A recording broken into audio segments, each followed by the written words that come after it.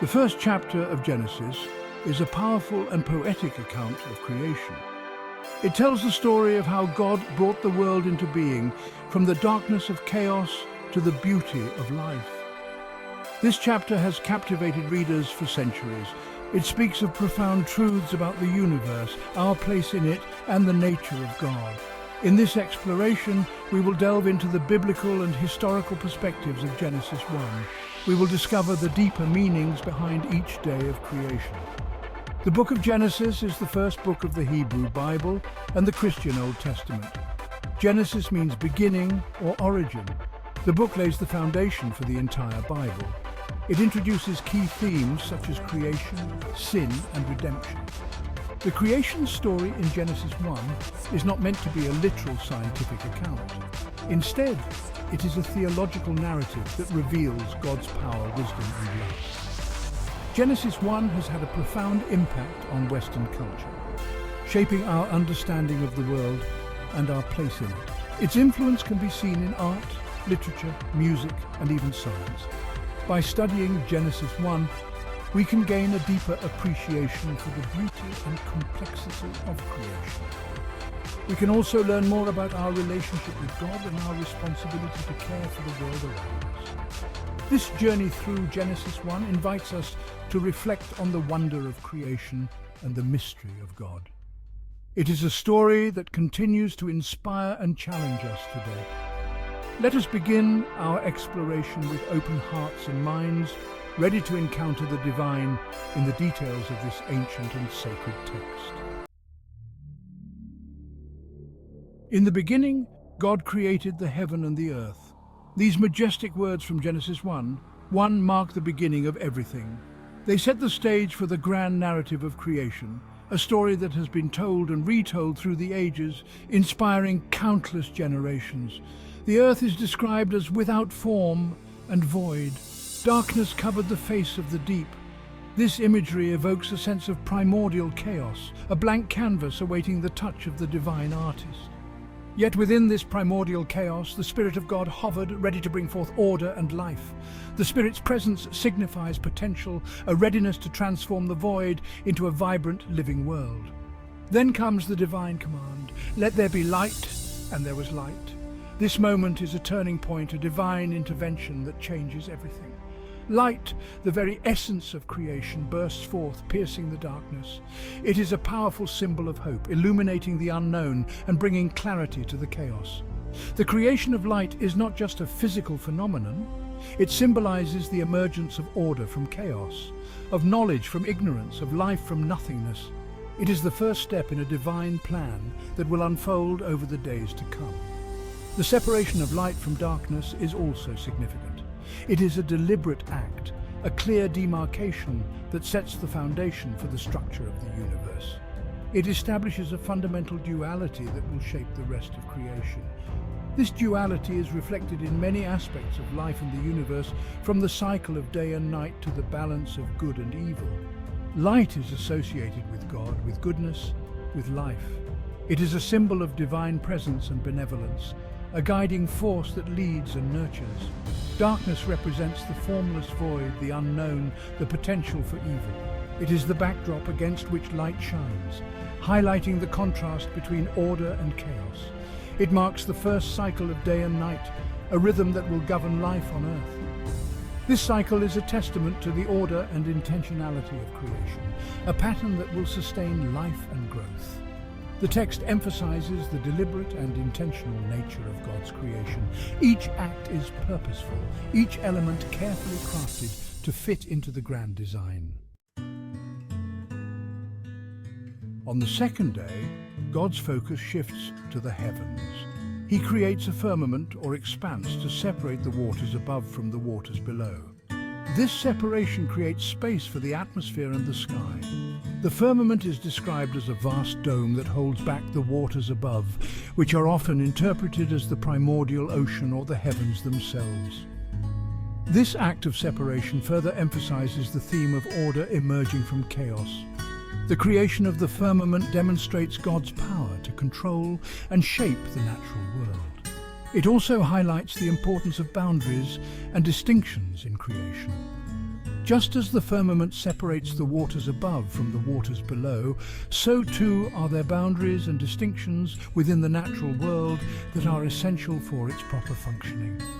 This principle can be applied to our own lives, reminding us of the importance of setting healthy boundaries and respecting the limits of ourselves and others. This act of creation also introduces the concept of the breath of God, or the Spirit of God, hovering over the waters.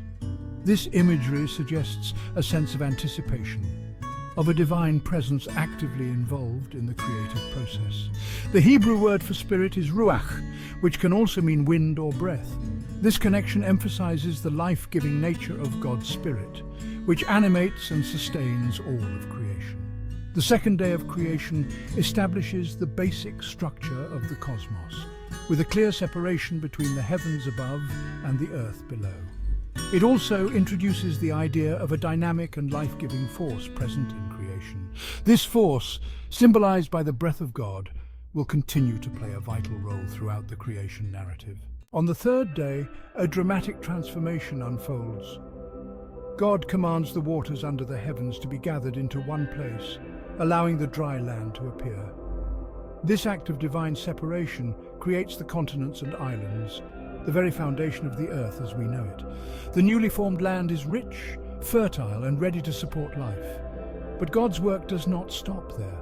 He speaks again, and the barren land bursts into life. Vegetation of all kinds begins to grow. Grass carpets the ground, herbs and plants sprout forth, and trees of every kind take root, each one bearing seeds and fruit according to its kind. This vibrant explosion of greenery transforms the landscape, painting it with the diverse hues and textures of nature. The creation of vegetation is not just about beauty, it is about provision. These plants will provide food and sustenance for all future life forms.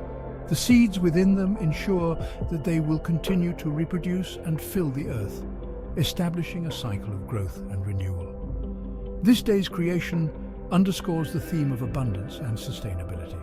The earth is designed to be a self-sustaining system, where every element has a purpose and a role to play. It also reflects God's foresight and care, preparing the world to be a habitable home for the creatures yet to come. As we reflect on this day, we see a powerful reminder of the interconnectedness of life and the importance of stewardship. Just as the land and vegetation are intricately linked, so too are we called to care for the environment that sustains us. The third day of creation reveals a world teeming with potential and promise. It introduces the concept of a living, breathing earth, ready to support the diverse forms of life that will soon inhabit it. This new world, vibrant and full of life, sets the stage for the wonders yet to unfold in the story of creation. Day 4. Time, seasons, and celestial order. On the fourth day, God turns his attention to the heavens once more. He creates the sun, moon, and stars. These celestial bodies will serve as signs to mark seasons, days, and years. Their creation establishes a rhythm and order to time itself. The sun, the greater light, will rule the day. The moon, the lesser light, will govern the night. The stars, scattered across the expanse of the heavens, add to the majesty and wonder of the cosmos. The creation of the sun, moon, and stars is not merely functional, it is also deeply symbolic. These celestial bodies represent order, regularity, and the passage of time.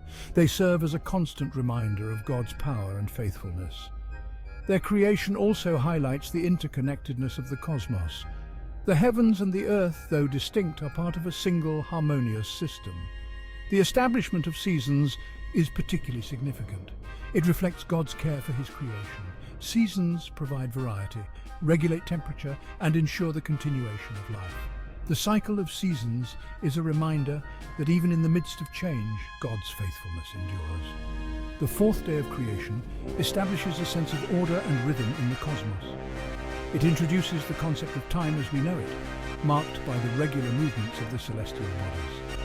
The creation of the sun, moon, and stars is a testament to God's power, wisdom, and his ongoing care for his creation. Section 5, Day 5, Creation of Birds and Sea Creatures. The fifth day brings forth an explosion of life as the waters teem with living creatures and birds take to the skies. God commands the seas to bring forth swarms of living beings, from the smallest plankton to the majestic whales. Simultaneously, the skies fill with the fluttering of wings, from tiny sparrows to soaring eagles. This day marks the introduction of movement, sound, and a new form of beauty to the world. The oceans, lakes, and rivers become bustling hubs of activity, with fish of every kind swimming through the waters.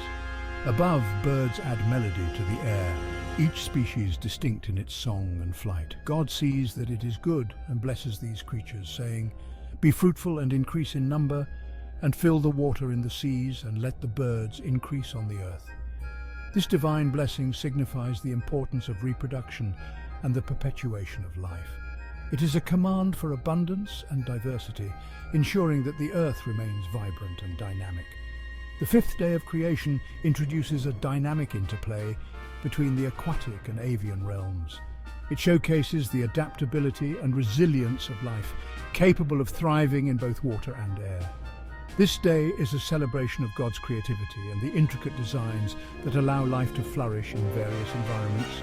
As evening falls and morning rises, the world is now alive with the sounds and sights of countless creatures, each playing a role in the tapestry of life. The fifth day stands as a testament to the diversity and richness of God's creation, setting the stage for the even greater wonders to come. On the sixth day, the earth witnesses another monumental transformation.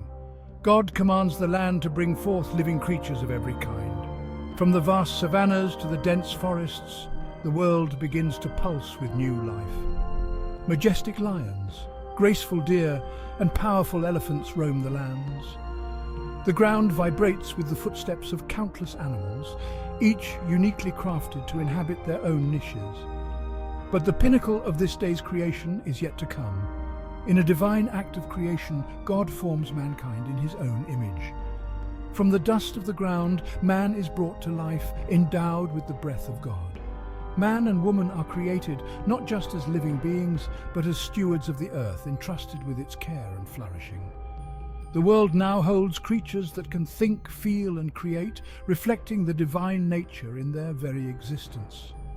God blesses them, saying, "Be fruitful and multiply, fill the earth and subdue it. Rule over the fish of the sea and the birds of the sky, and over every living creature that moves on the ground."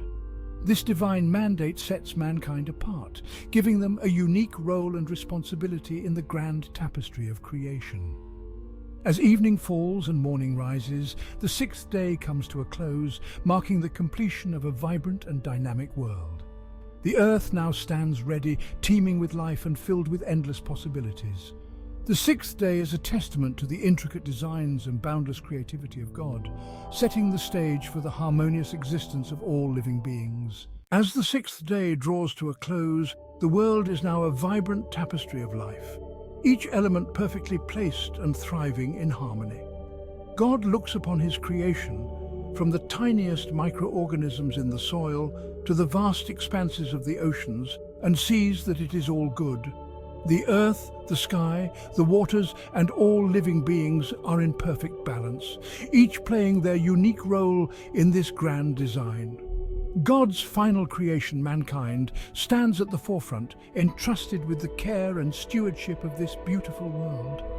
With their unique ability to think, feel, and create, humans are the reflection of divine wisdom and love. As the sun sets on the sixth day, an overwhelming sense of completeness and goodness fills the universe. With a heart full of satisfaction, God declares everything he has made to be very good. This marks the conclusion of the first chapter of Genesis, a story of divine creativity, purpose, and harmony. It is a reminder of the intricate beauty and interconnectedness of all life. Thank you for joining us on this journey through the creation story.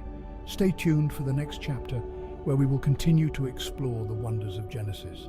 Don't forget to like, share, and subscribe to the channel for more enlightening content. Until next time, may the beauty and wisdom of creation inspire you.